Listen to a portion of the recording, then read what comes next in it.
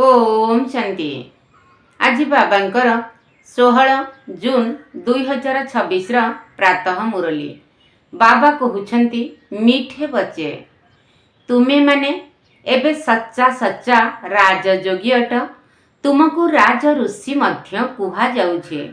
राज ऋषिर अर्थ ही पवित्र। तुमे माने एबे सच्चा सच्चा राजयोगी अट। तुमको राज ऋषि मध्य कुहा जाउछे। राज ऋषिर अर्थ ही पवित्र। प्रश्न, तुमे संतान माने मनुष्य मानकु माया रूपी रावणर पंकरु केबे बाहर करि परिबो? तुमे संतान माने मनुष्य मानकु माया रूपी रावणर पंकरु केबे बाहर करि परिबो? उत्तर, जेतेबेले तुमे माने निजे सही पंकरु बाहरी जाइथिब। पंकरु बाहरी आसीथिबा आत्मांकर लक्षण हेला इच्छा मात्रम अविद्या, अर्थात संपूर्ण अनासक्त वृत्ति। एकमात्र बाबांक बिना आउ किछि भी मने न पड़ू। भल पोशाक पिंधिबी, भल जिनिस खाइबी, एही सबु लालसा न रहू। तुमे वर्तमान संपूर्ण वनवासरे अछ। एही शरीर को मध्य भूली जाओ, मोर किछि भी नाही, मु आत्मा अटे। एही परी आत्म अभिमानी पिला माने ही रावणर पंकरु मनुष्य मानकु बाहर करि परिबे। गीत, तू प्यार का सागर है। ओम शांति।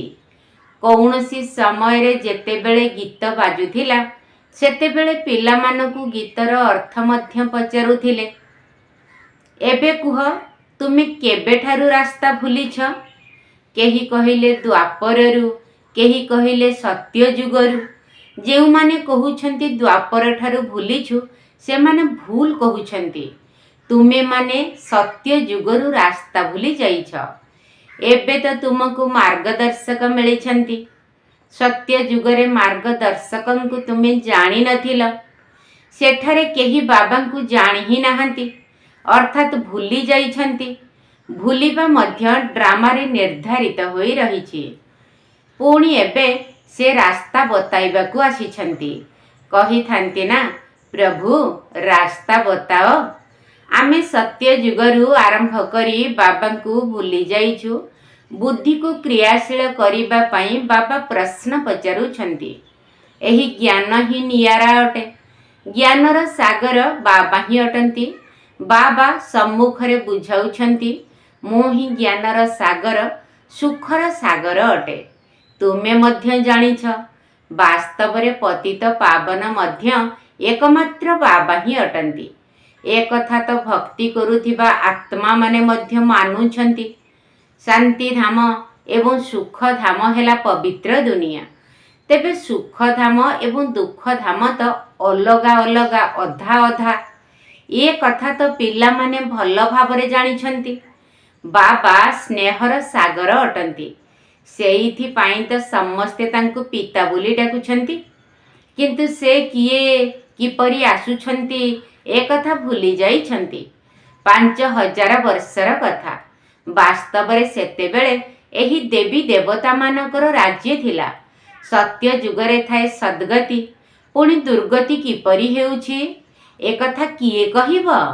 बाबा ही आसी बुझाउछंती। द्वापररु तुमर दुर्गति होइछि, सेथि पाई तो बाबांकु डाकुछंती। तुमे जानिछ जे एहा कौनसी नुआ कथा नुहे। बाबा कल्प कल्प आसुछंती। एबे निराकार बाबा आत्मा मानकु बुझाउछंती। केही भी निजर आत्मा को जानि नाहंती। एपरि केबे केही कहिबे नाही जे मो आत्मारे समस्त पाठ भरी होई रहिछि। केबे हेले कहिबे नाही जे मु अनेक थर एही परी होइछि, अभिनय करिछि। सेमाने ड्रामा को जानि ही नाहंती।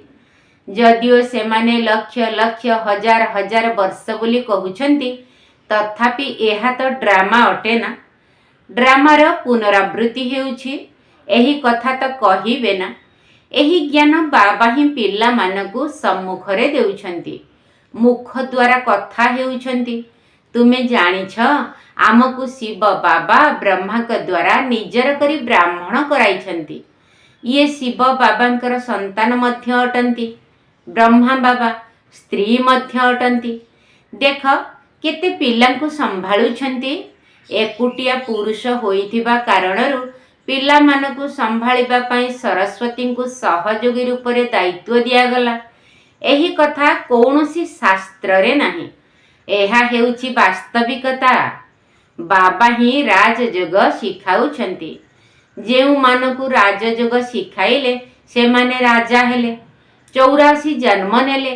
ବାଇବେଲ, କୋରାନ, ବେଦ, ଶାସ୍ତ୍ର ଆଦି ତ ବହୁତ ପଢ଼ୁଛନ୍ତି, କିନ୍ତୁ କିଛି ହେଲେ ବି ବୁଝୁନାହାନ୍ତି।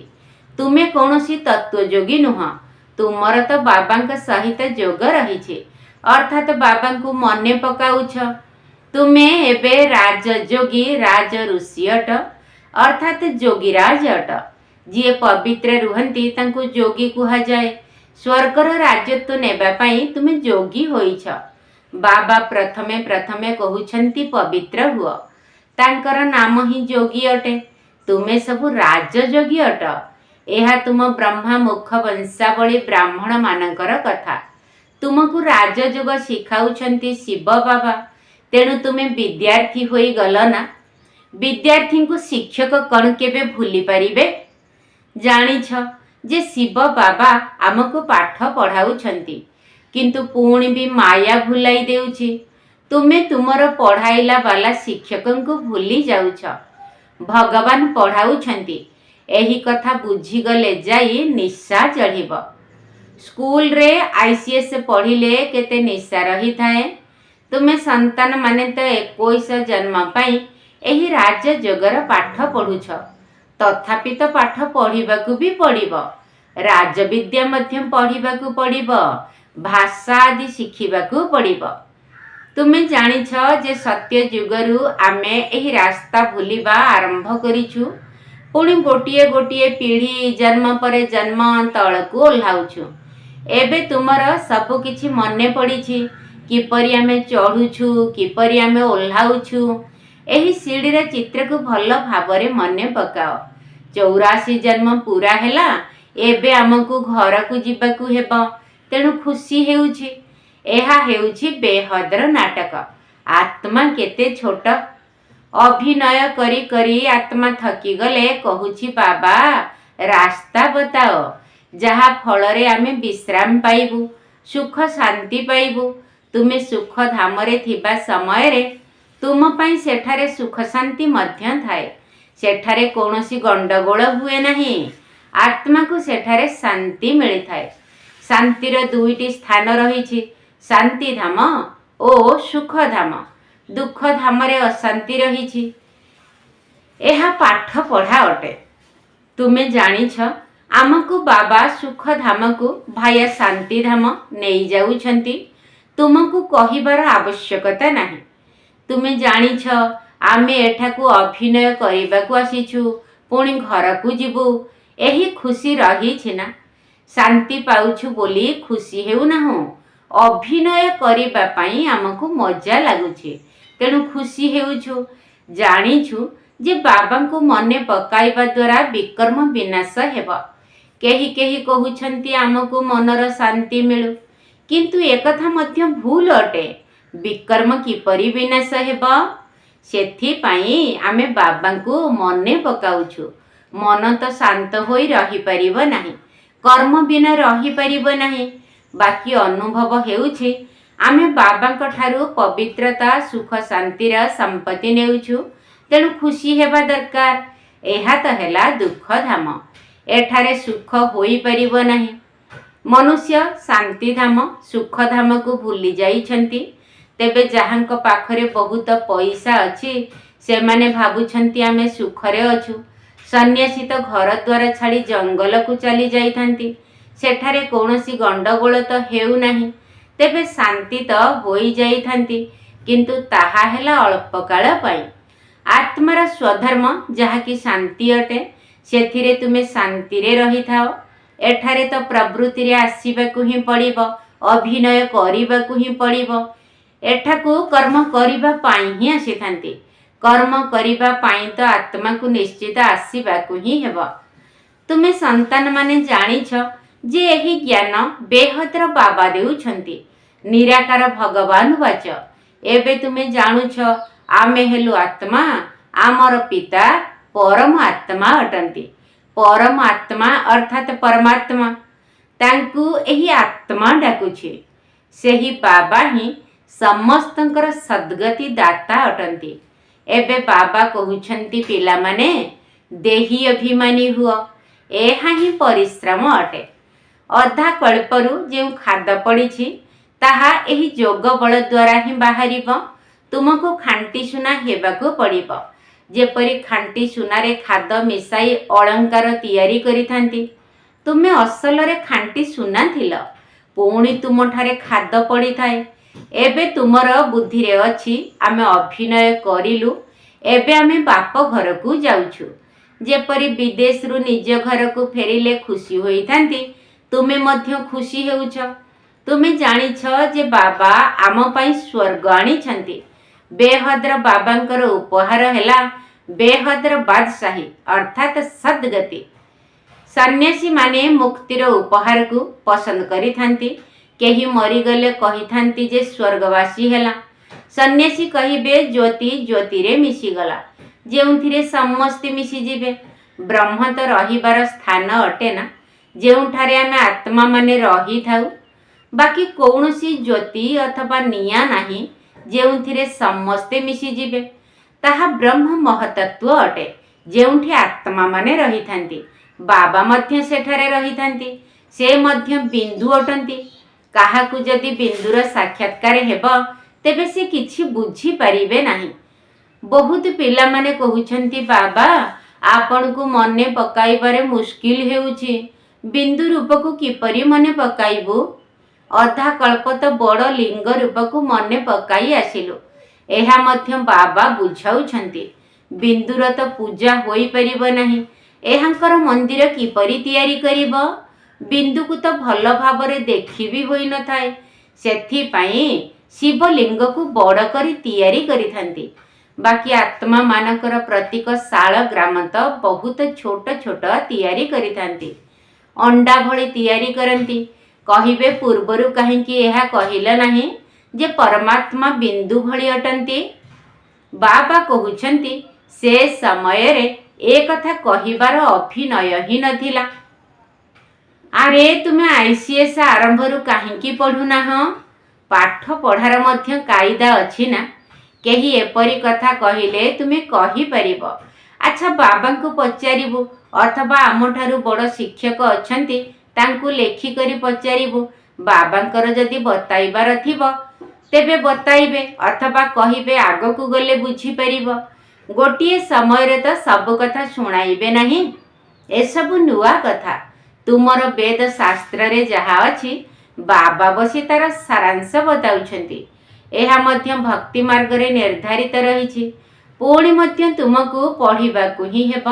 एही भक्तिर तथा पतित हेबार अभिनय करिबाकु पड़िबो। कहंती भक्तिर पंकरे फसी जाइछु। बाहरु तो बहुत सुंदर देखा जाउछि। जेपरि मृग तृष्णार उदाहरण देउछंती, भक्ति मध्य बहुत आकर्षक होई थाए। बाबा कहुछंती एहा मृग तृष्णा अटे। मृग तृष्णा समान एही पंकरे बुड़ी जाउछंती, पुणी बाहरी बाही मुश्किल होई जाउछि। एकदम बुड़ी जाउछंती। अन्य को पंकरु बाहर करिबाकु जाउछंती, पुणी निजे ही फसी जाउछंती। एही भली बहुत फसी गले। आश्चर्यजनक भावे शुणुछंती, कहुछंती, अन्य को बाहर करुछंती, चालू चालू पुणी निजे ही पंकरे बुड़ी जाउछंती। केते भल भल फास्ट क्लास पिला माने थिले, पुणी सेमानकु बाहर करिबा बहुत मुश्किल होई जाउछि। बाबांको भूली जाई थिबारु पंकरु बाहर करिबा पई केते परिश्रम करिबाकु पडुछि। जेते बुझाइले भी बुद्धि रे रहु नाही। एबे तुमे बुझी पारुछ जे आमे माया रूपी रावणर पंकरु केते बाहरी पारिछु। जेते जेते तुमे पंकरु बाहरी जीव सेतिकी सेतिकी खुशी हेब। जे निजे पंकरु बाहरी थिबे अन्य मानको बाहर करिबा पई तांको पाखरे निश्चित शक्ति थिबो। तीर चालक केही केही बहुत कुशली योद्धा होइथांती, केही पुणी दुर्बल होइथांती। एकलव्य एवं अर्जुनकर मध्य उदाहरण रही ना। अर्जुन साथीरे रहुथिले, गुरुंक साथीरे। अर्जुन जनकु कुहा जाऊ नाही। जी बाबांकर होई बाबांक साथीरे रहिथांती तांकु अर्जुन कुहा जाए। साथीरे रहिला बाला एवं बाहरे रहिला बालांक मध्यरे प्रतियोगिता करा जाउछि। एकलव्य अर्थात गृहस्थरे रहुथिबा आत्मा आगकु चलीगला। शास्त्र रे जनकर दृष्टांत दिया जाइछि, किंतु कथा तो अनेकंकर अटे। एही तीर मध्य ज्ञानर अटे। प्रत्येक निजकु जानी परिबे आमे केते बाबांकु मने पकाउछु, आउ कहार स्मृति आसु नाही तो। भल भल पिंधिबा ओ खाइबारे लालसा रहु नाही तो। एठारे जदि भल पिंधिब तेबे सत्य जुगरे कम होई जिवो। आमकु एठारे तो वनवासरे रहिबाकु हेबो। बाबा कहुछंती तुमे निजर एही शरीर को मध्य भूली जाओ। एहा तो पुरुण तमो प्रधान शरीर अटे। तुमे स्वर्गर मालिक हेउछ, इच्छा मात्रम अविद्या। बाबा कहुछंती तुमे एठारे अलंकार आदि मध्य पिंध नाही। एपरि काहेकि कहुछंती? एहार मध्य अनेक कारण अछि। काहार अलंकार हजिगले कहिबे सेठारे बिकेंकु देई करी आसीछि एवं पुणी चोर तस्कर मध्य रास्तारे चलिबा समय छड़ाई नेउछंती। आजिकाली नारी माने मध्य बहुत लुटेरा बाहरिछंती। स्त्री लोक माने मध्य डकायती करुछंती। दुनियार अवस्था देख कौन हेलाणी। तुमे जानिछ जे एही दुनिया बिल्कुल बेश्यालय होई जाइछि। आमे एठारे शिवालय रे बसिछु शिव बाबांक सहित। से सत्य अटंती, चैतन्य अटंती, आनंद स्वरूप अटंती। एहा आत्मार ही महिमा अटे। आत्मा ही कहूछि मु राष्ट्रपति, मु अमुक एवं तुमर आत्मा कहूछि मु ब्राह्मण। बाबांक ठारू संपत्ति नेउछि, तेणु आत्म अभिमान रे रहिबाकु हेबो। एथिरे ही परिश्रम रहिछि। ये मोर अमुक अटे, एहा मोर अटे, सारा दिन एही कथा मने रही थाए। किंतु आमे आत्मा भाई भाई अटु ए कथा भूली जाउछंती। एठारे मोर मोर कहिबा छाड़िबाकु पड़िबो। मु आत्मा अटे, एहांकर मध्य आत्मा जानिछि। बाबा बुझाउछंती मु मध्य शुणी चलिछि। प्रथमे मु शुणुछि, जदिओ मु मध्य शुणाई परिबि, किंतु पिला मानक कल्याण अर्थे कहूछि तुमे सर्वदा भाव जे शिव बाबा बुझाउछंती। विचार सागर मंथन करिबा पिला मानकर काम अटे। जेपरि तुमे करूछ सेहीपरि मु मध्य करूछि पुरुषार्थ। नचेते प्रथम नंबर रे किपरि जीवी, किंतु निजकु गुप्त रखिछि। अच्छा, मीठा मीठा सिकिलधे संतान मानक प्रति माता पिता बाप दादांकर मधुर स्नेह संपन्न शुभेच्छा एवं सुप्रभात। आत्मिक पितांकर आत्मिक संतान मानकु नमस्ते। आम आत्मिक संतान मानकर आत्मिक बाप दादांकु नमस्ते नमस्ते नमस्ते एवं सुप्रभात। धारण पाई मुख्य सार प्रथम पॉइंट, मोर मोर छाड़ी निजकु आत्मा भाबिबाकु हेबो। आत्म अभिमानी होई रहिबार मेहनत करिबाकु पड़िबो। एठारे बिल्कुल वनवासी अवस्थारे रहिबाकु पड़िबो। कौनसी भी पिंधिबा खाइबार इच्छारु इच्छा मात्रम अविद्या हेबाकु पड़िबो। मोर मोर छाड़ी निजकु आत्मा भाबिबाकु हेबो। आत्म अभिमानी होई रहिबार मेहनत करिबाकु पड़िबो। एठारे बिल्कुल वनवासी अवस्थारे रहिबाकु पड़िबो। कौनसी भी पिंधिबा खाइबार इच्छारु इच्छा मात्रम अविद्या हेबाकु पड़िबो। द्वितीय पॉइंट, अभिनय करिबा सहित बा कर्म करी मध्य निजर शांति स्वधर्म रे स्थित होई रहिबाकु हेबो। शांति धाम एवं सुख धाम को स्मरण करिबाकु हेबो। एही दुख धाम को भूली जिबाकु हेबो। अभिनय करिबा सहित बा कर्म करी मध्य निजर शांति स्वधर्म रे स्थित होई रहिबाकु हेबो। शांति धाम एवं सुख धाम को स्मरण करिबाकु हेबो। एही दुख धाम को भूली जिबाकु हेबो। वरदान, रुहा अर्थात आत्मिक निशा एवं रेहम अर्थात दया भावर गुण द्वारा विश्वर नवनिर्माण करुथिबा विश्व कल्याणकारी भाव। रुहाब अर्थात आत्मिक निशा एवं रेहम अर्थात दया भावर गुण द्वारा विश्वर नवनिर्माण करुथिबा विश्व कल्याणकारी भाव। विश्व कल्याणकारी हेबा पाई मुख्य रूप से दुईटी धारणा आवश्यक। गोटिए हेला ईश्वरीय रुहाब एवं अन्यटी रहम। जदि एही दुईटी जाक एकाठी थिबो एवं समान भावरे थिबो तेबे आत्म अभिमानी स्थितिर निर्माण होई जिवो। तेणु जेबे भी कौनसी कर्तव्य करूछ बा मुख द्वारा शब्द गुड़िक वर्णना करूछ तेबे चेक कर जे रेहम और रुहाब दुईटी जाक समान रूप से अछि त। शक्ति मानकर चित्र रे एही दुईटी जाक गुणर समानता देखा जाइछि एवं एही दुईटीर आधार रे विश्व नवनिर्माण कार्य रे निमित्त होई परिबा। स्लोगन बाबांकर स्नेह पाइबा पई व्यर्थ संकल्प गुड़िकु त्याग करि दिय। एहा ही हेउछि प्रकृत बलिदान। बाबांकर स्नेह पाइबा पई व्यर्थ संकल्प गुड़िकु त्याग करि दिय। एहा ही हेउछि प्रकृत बलिदान। अव्यक्त इशारा सर्वदा हर्षित रहिबा पई निजर स्वभाव को सरल कर एवं सहनशील हुआ। जिए निजे जेतिकी सरल होइथिबो सेही अनुसारे तांकर जोग मध्य सरल होइथिबो। जिए जेतिकी सबु कथारे स्पष्ट अर्थात सफा थिबो सेतिकी सरल मध्य होइथिबो। जिए निजे जेपरि होइथाए तांकर रचना मानक भितरे मध्य सेही संस्कार रही थाए। तेणु प्रत्येक गुणर वास्तविक स्वरूपर दृष्टांत हुआ। अच्छा, ओम शांति। अमर बाबा अमरनाथ छाड़ी अमर पुर। अमर बाबा अमरनाथ छाड़ी अमर पुर। धराकू आसी खोली देइछ तृतीय नेत्र मोर। धराकू आसी खोली देइछ तृतीय नेत्र मोर।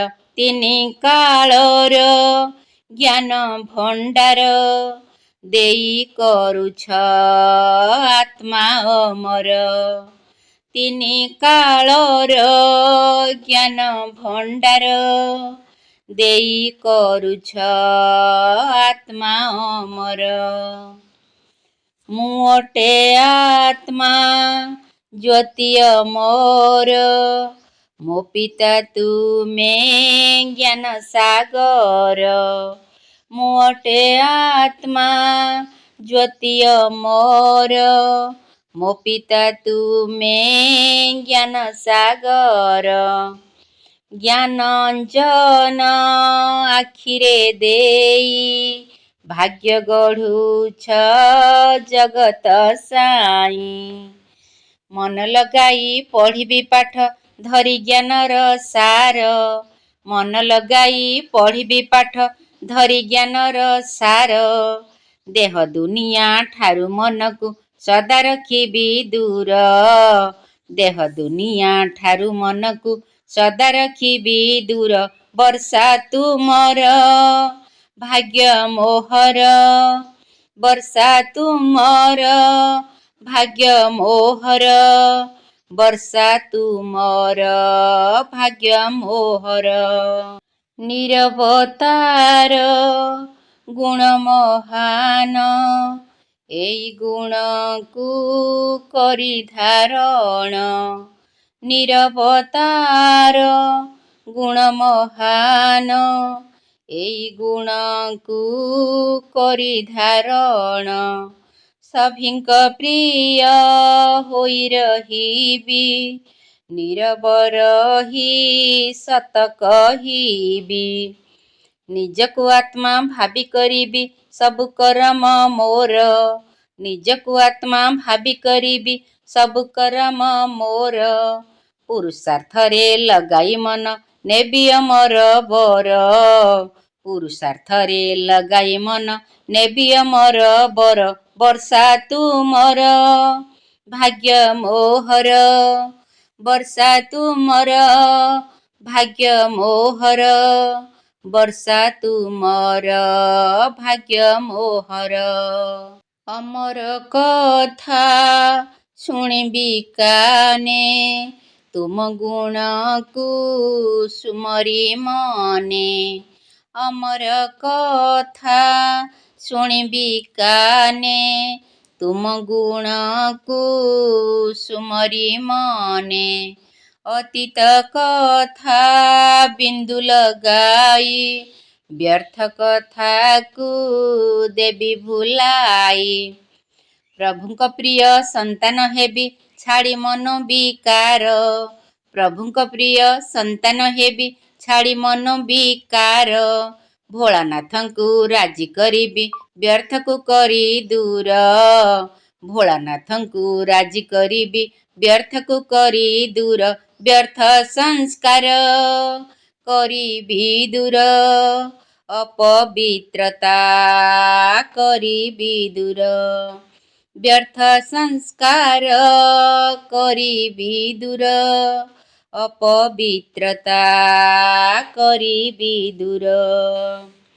ଅମର ବାବା ଅମରନାଥ ଛାଡ଼ି ଅମରପୁର, ଧରାକୁ ଆସି ଖୋଲି ଦେଇଛ ତୃତୀୟ ନେତ୍ର ମୋର। ଧରାକୁ ଆସି ଖୋଲି ଦେଇଛ ତୃତୀୟ ନେତ୍ର ମୋର। ତିନି କାଳର ଜ୍ଞାନ ଭଣ୍ଡାର ଦେଇ କରୁଛ ଆତ୍ମା ଅମର। ତିନି କାଳର ଜ୍ଞାନ ଭଣ୍ଡାର ଦେଇ କରୁଛ ଆତ୍ମା ଅମର।